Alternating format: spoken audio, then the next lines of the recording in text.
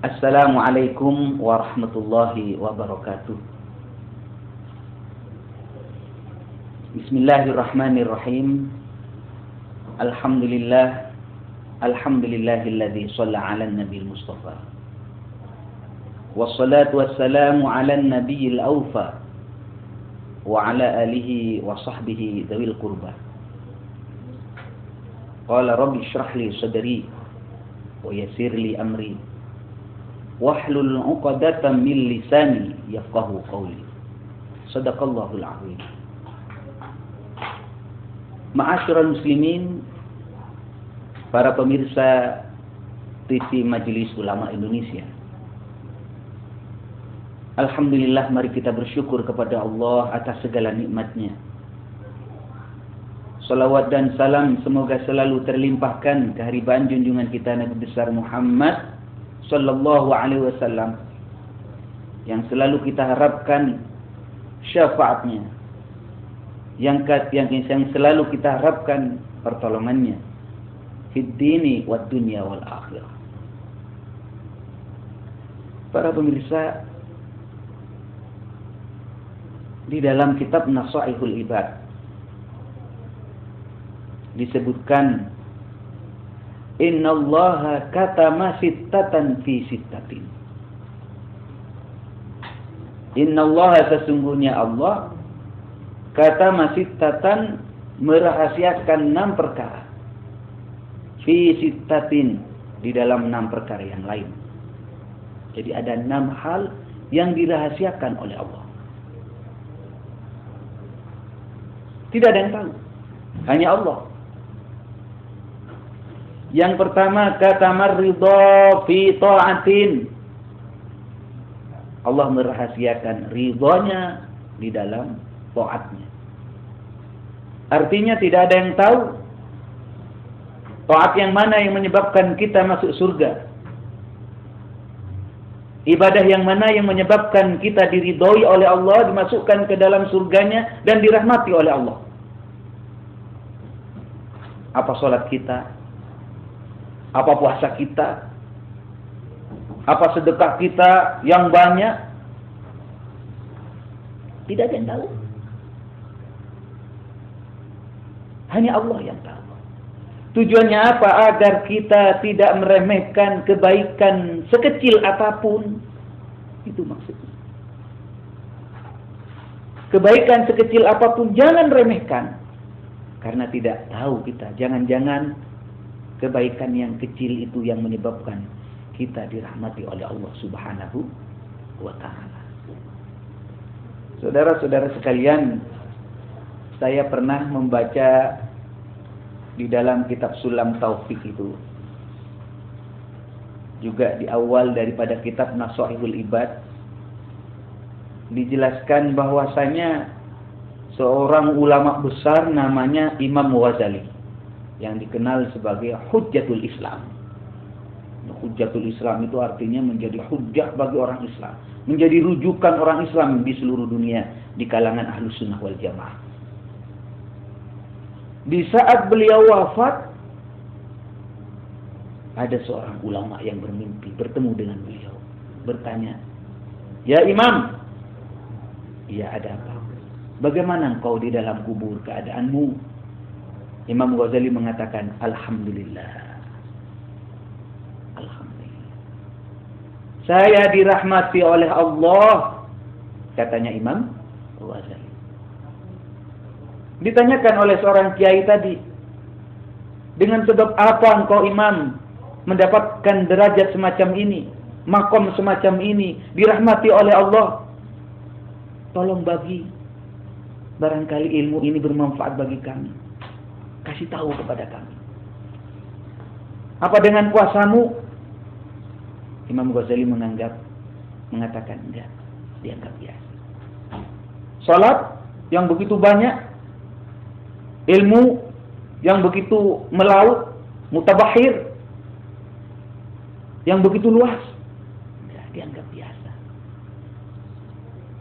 Apa yang menyebabkan kau dimuliakan oleh Allah? Imam Ghazali lantas menjawab, menceritakan, aku dimuliakan oleh Allah oleh sebab seekor lalat. Coba, Jadi ketika beliau itu menulis, kalau sekarang kan pakai pulpen, kalau dulu pakai tinta dicelup. Ketika diangkat tinta itu ada seekor lalat nemplok di situ.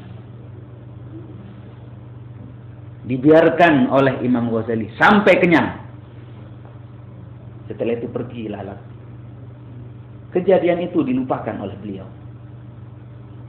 Kenapa beliau melakukan itu? Karena beliau sadar ini adalah perintah Allah, berbuat baik bukan hanya kepada manusia. Irhamu man fil ardi.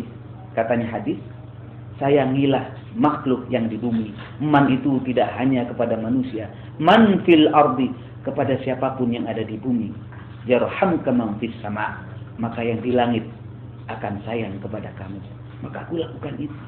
Dan alhamdulillah, dengan berkah kebaikan yang kecil, yang tidak saya anggap besar, ternyata saya diberkahi oleh Allah, dirahmati oleh Allah. Ini kebersamaan. Sehingga dikatakan, tidak ada yang tahu taat yang mana, ibadah yang mana yang menyebabkan kita masuk surga, diridhoi oleh Allah Subhanahu wa taala. Dan itu saya harapkan kepada kaum muslimin, tolong sekecil apapun kebaikan. Ada keran di masjid kebuka, tutup. Ada paku di jalan, ambil itu. Jangan-jangan itu menjadi kunci surga kita. Itu yang pertama. Yang nomor dua, wa katamal ghadaba fi ma'siyatin. Allah merahasiakan murkanya di dalam maksiatnya.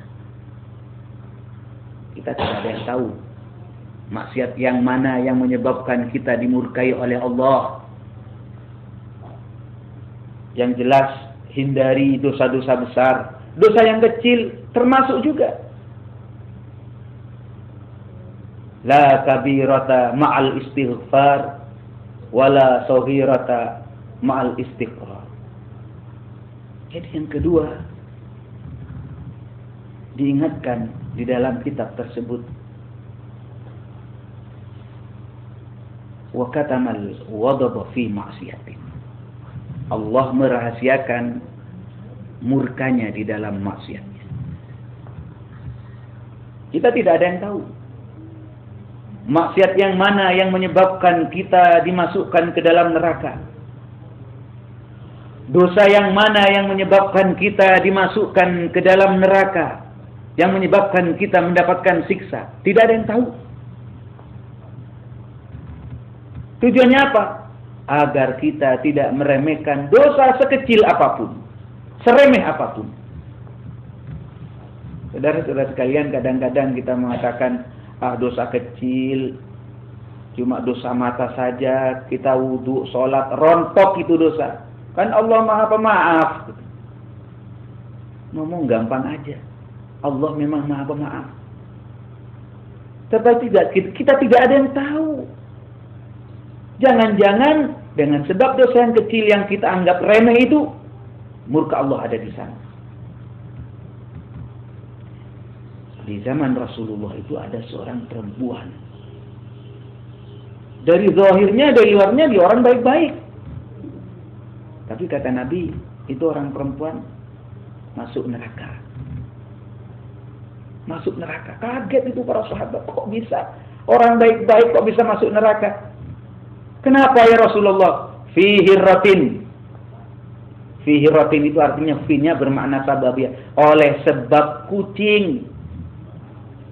Dia punya kucing, dikurung, tidak dikasih makan sampai mati. Rasulullah mengatakan, itu perempuan masuk neraka fihi ratin oleh sebab kucing. Karena itu saudara-saudara sekalian, mari jaga diri kita. Tidak ada ceritanya orang kesandung dengan gunung, tidak ada. Yang banyak orang kesandung dengan kerikil. Jadi saya tegaskan, tidak ada dosa besar apabila kita membaca istighfar. Tetapi juga tidak ada istilah dosa kecil apabila kita mengulang-ulang. Ini saudara-saudara sekalian.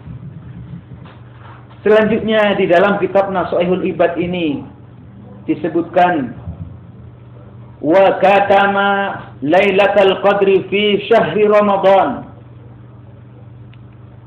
Allah Subhanahu wa taala merahasiakan malam Lailatul Qadar di bulan Ramadan. Tidak ada yang tahu. Kita hanya tahu taharrau Lailatul Qadri fi 'ashril awakhir min Ramadan. Al-hadits atau kama qala Rasulullah. Katanya Nabi, carilah malam Lailatul Qadar di 10 terakhir di bulan Ramadan. 20, 21, 22, 23 sampai ada yang mengatakan yang ganjil 21, 23, 25, 27 dan seterusnya. Tapi sejatinya nggak ada yang tahu.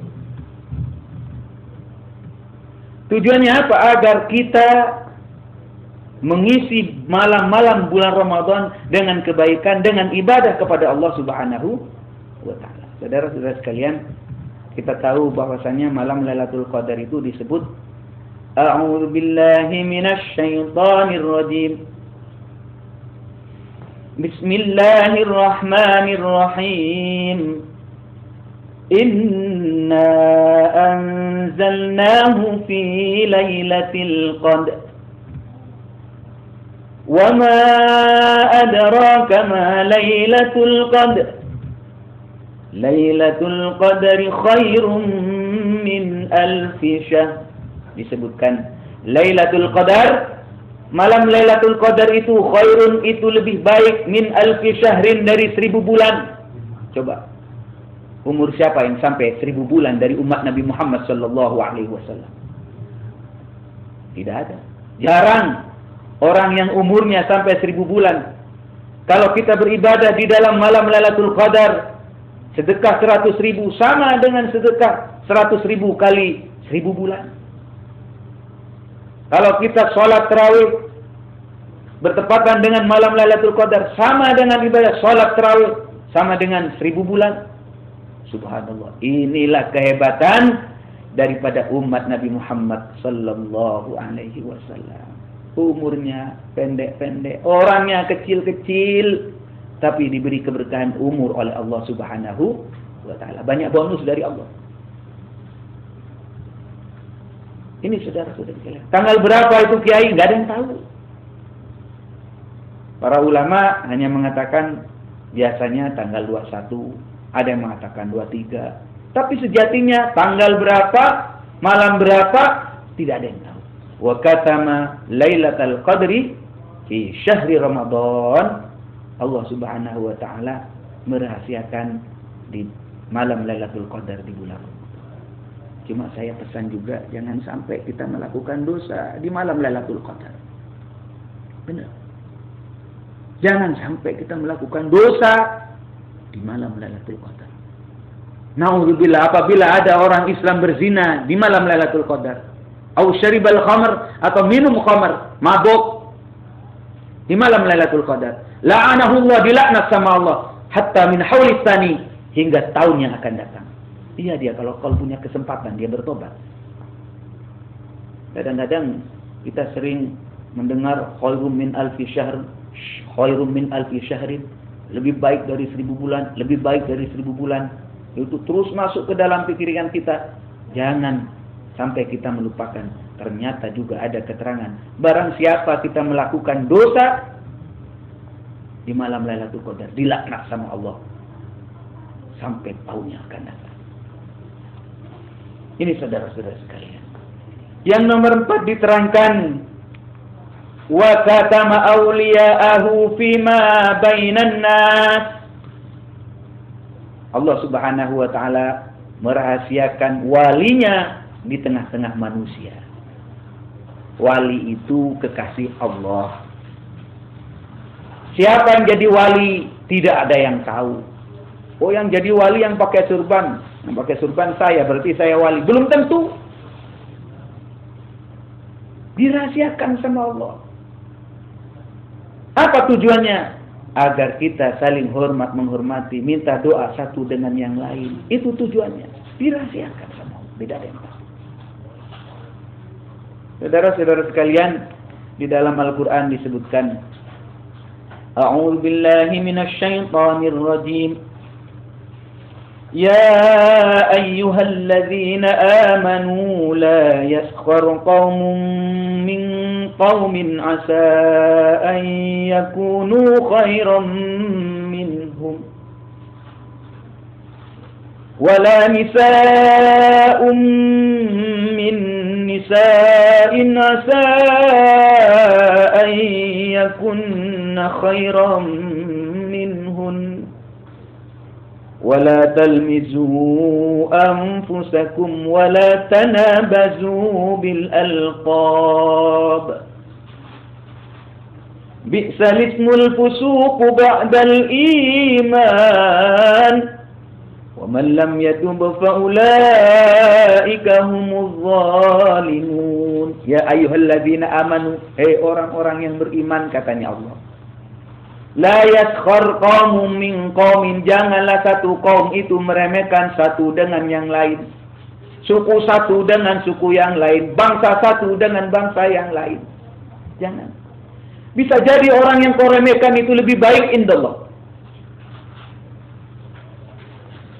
Saudara-saudara sekalian, berbicara jasmani, jasad ini, karena itu Rasulullah mengatakan, innallaha la yanzuru ila ajsamikum wala aswarikum walakinallaha yanzuru ila qulubikum. Allah tidak melihat kepada jasadmu. Allah tidak melihat kepada bentuk badanmu. Tetapi Allah melihat kepada hatimu. At-taqwa hahuna, ketakwaanmu kepada Allah Subhanahu wa taala. Kadang-kadang kita berkumpul dengan bangsa yang lain, orang Indonesia kecil-kecil. Tetapi untung ajaran Rasulullah, ajaran Nabi Muhammad, kemuliaan itu bukan ada di dalam cangkang kita, tubuh kita ini. Tapi kemuliaan kita di dalam hati kita. Bagaimana dia menjalankan perintah Allah dan menjauhi larangan Allah Subhanahu wa ta'ala. Karena itu saya pesan kepada kaum muslimin, pemirsa TV Majelis Ulama Indonesia. Pesan dari seorang ulama, dikatakan, kun indallah khairan nas. Kun, jadilah engkau indallah, menurut Allah, khairan nas, orang yang paling baik. Jadilah engkau menurut Allah yang terbaik. Artinya apa? Ibadah yang banyak, sedekah yang banyak, puasa yang rajin, salat malam jangan kosong, salat berjamaah yang rajin. Kun indallah khairan nas. Jadilah engkau menurut Allah yang terbaik. Silakan berlomba-lomba dalam kebaikan. Tapi pegang hatimu. Wa kun indan nafsi syarran nas. Jadilah menurut dirimu orang yang paling hina, orang yang paling banyak dosa. Karena itu kalau kita melihat kepada anak kecil, kita katakan dia yang lebih baik. Kenapa? Maklum dia kecil. Kenapa? Gak punya dosa. Kalau dia punya dosa paling sedikit. Kita melihat kepada orang yang lebih tua, kita katakan dia yang lebih baik. Kenapa? Ya maklum dia orang tua. Sebelum saya tahu Islam, dia tahu duluan. Ketemu sama orang bodoh, kita katakan dia yang lebih baik. Kenapa? Maklum dia nggak ngerti agama. Kalau dia berbuat dosa, maklum nggak ngerti agama. Bertemu dengan orang alim, kita katakan jelas dia lebih baik. Kenapa? Ilmunya lebih banyak. Tuh. Wa kun indan nafsi syarran nas. Sampai kepada orang kafir pun mohon maaf. Jangan sombong. Orang Islam jangan sombong. Jangan sampai tepuk dada mengatakan, nih, saya Islam, kamu kafir, saya pasti masuk surga, kamu masih masuk neraka. Saya Islam, pasti masuk surga, kamu kafir, pasti masuk neraka. Subhanallah, tahan omonganmu itu, tahan. Walaupun kadang-kadang saya berbicara macam begini, ada yang memprotes itu. Mbak Kiai kan? Ya kenapa? Bukankah di dalam Al-Quran tegas Allah menyampaikan, inna dina indallahil Islam. Sesungguhnya agama yang diterima oleh Allah adalah agama Islam. Oh ya, tidak ada masalah dengan ayat itu. Bahkan di dalam ayat yang lain disebutkan, wa may yabtaghi ghairal islami dina fala yuqbala minhu. Barang siapa menjadikan selain Islam sebagai agama, maka tidak akan diterima kalau selain Islam. Loh, kenapa Kiai mengatakan kita nggak boleh mengatakan dengan tegas saya pasti masuk surga, kamu kafir pasti masuk neraka? Saudara-saudara sekalian, soal Al-Qur'annya samalah dengan saya, tapi tafsirannya yang berbeda. Mari, siapa yang menjamin? Na'udzubillah, na'udzubillah. Sekarang kita Islam, besok Islam, sebulan lagi Islam, setahun lagi Islam. Lantas mati kurang 1 bulan, mati kurang sehari, mati kurang sejam. Lantas Islamnya dicabut sama Allah, diganti dengan kafir. Naudzubillah, kemudian kita menjadi murtad. Siapa yang mau melarang Allah?